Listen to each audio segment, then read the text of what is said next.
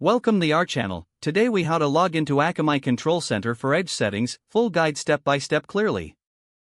To begin, open your web browser and navigate to the Akamai Control Center login page. Ensure you have your login credentials ready, including your username and password. In the provided fields, enter your username.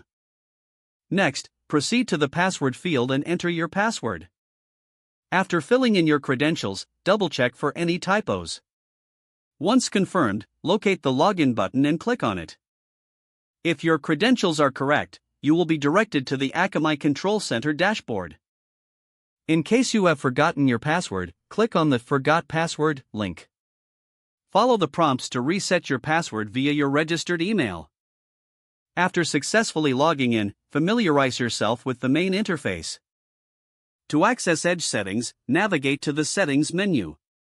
Look for the Edge configuration option and click on it. Here, you will see various settings related to Edge configurations. Review the available options to understand the settings you can modify. For any adjustments, make the desired changes in the appropriate fields. Once you are satisfied with your configurations, locate the Save button. Click on Save to apply your changes. If needed, log out of the Akamai Control Center by selecting your profile icon. From the drop-down menu, choose the Logout option. You have now successfully logged into the Akamai Control Center and adjusted Edge settings. If the page does not load, refresh the browser or try again in a private or incognito window. Make sure you are using the correct email address, then retype it carefully to avoid small typos. If your password is not accepted, use the Reset option and create a new strong password you can remember.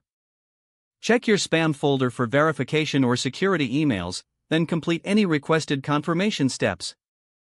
Enable two-factor authentication if available to improve account security and reduce unauthorized access risk. After signing in, review your profile details so your contact information and settings are accurate and current. If you see an error message, note it down and try again after restarting your device and internet connection. Log out when you finish, especially on shared devices, to keep your account and payment information secure.